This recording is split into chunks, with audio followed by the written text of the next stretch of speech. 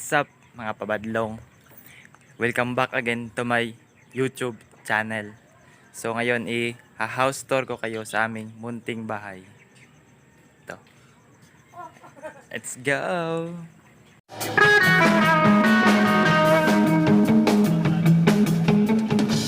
So, magsisimula tayo muna dito sa gate. Ito.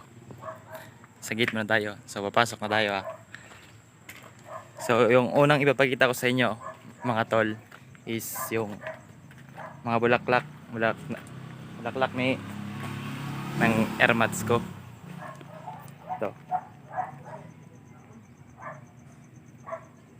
Teka lang ano ko, i-backcam ko muna para makita nyo ng maayos.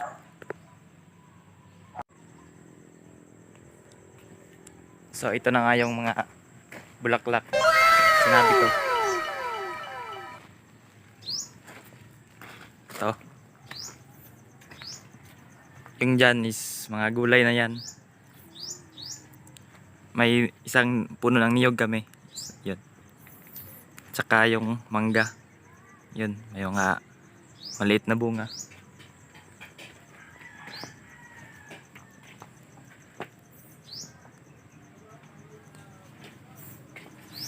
So, may tambayan kami dito. Ito. Tsaka may ginya pig kami ito. Dalawa yan mga tol, kaso yung isa is namatay na. Ito. Tsaka may mga isda kami nandun.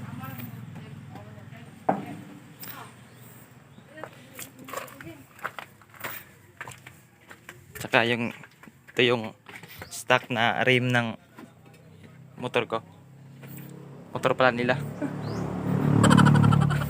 Tsaka dito kami naglalaba. Sila lang pala naglalaba. Dito po mga tol. Ito hindi pa natapos kasi kumakain pa sila.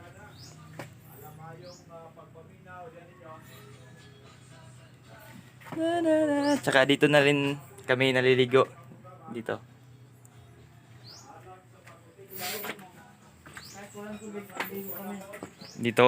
Dito kami nagsasampay.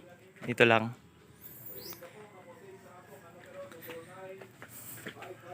Dito kulungan ng aming mga manok. Ito. Nakabukas siya kasi pag umaga na pinapalabas namin, pag gabi pumapasok sila dyan. Tsaka yung motor ko noon ito, hindi na ayos kasi marami nang sira. Tsaka yung ito Yamaha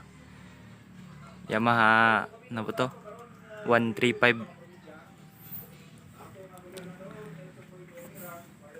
Tsaka may mga bulaklak pa nga dito. Tsaka yung iba is doon, mga gulay na. Tsaka dito yung CR namin. CR. Wow.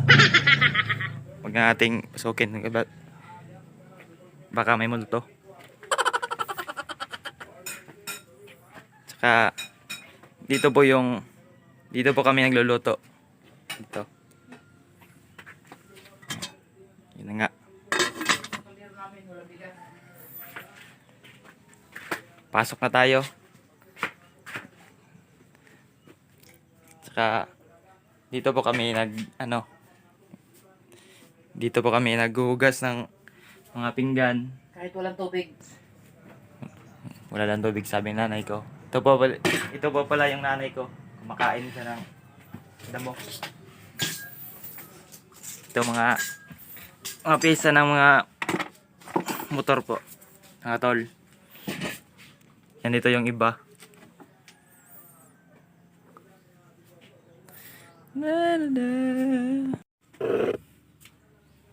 So, ito na po yung kwarto namin ng kapatid kong lalaki. Ito po, kwarto nga ba to? Ito yung rim set ng motor ko. Yung nahuli, tangina. Tsaka, dito pa. Ito.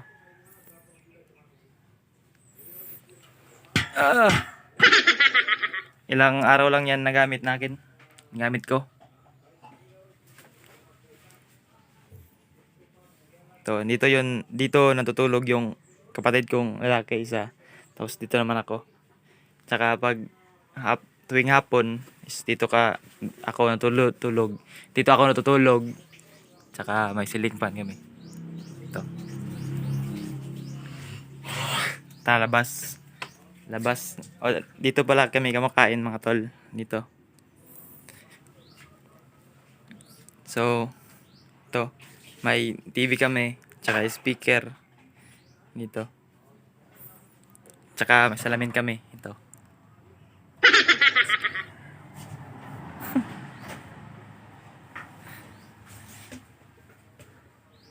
Ito yung 19th birthday ko. Ito.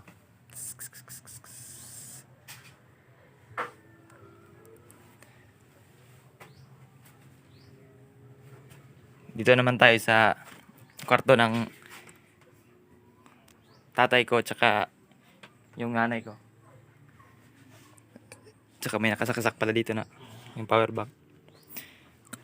Dito yon natutulog yung airpot ko tsaka yung bunso naming kapatid na babae doon. Katabi sila. Tapos yung nanay ko is nandito lang po. Dito lang mga tol. Tsaka yung kapatid kong babae na doon.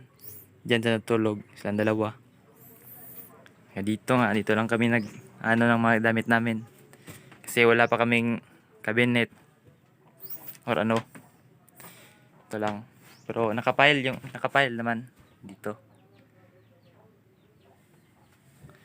Ito po. Yun naman.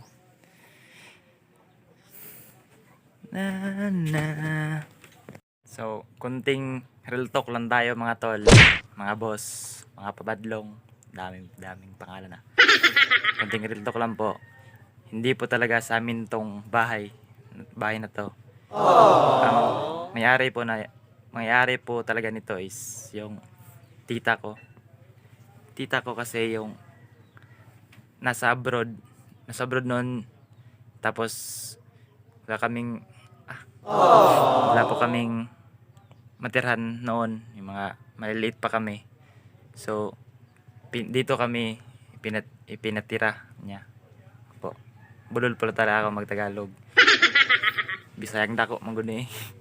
Tapos yun, ngayon nandito na siya sa nasa Pilipinas na siya.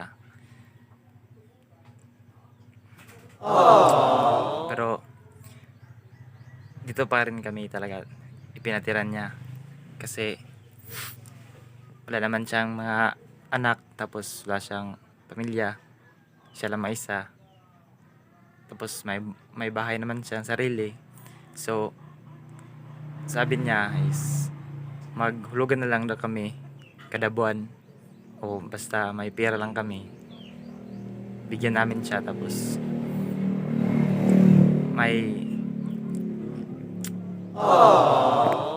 yan po.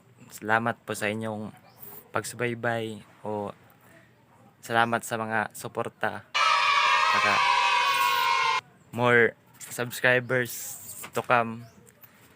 Kapatid ko pala yung bunso namin. Tapos sa mga dyan, magtulungan tayo. Salamat po talaga. Peace. Sa mga Bisaya dyan, suportaan na itabay. Salamat. Bye-bye.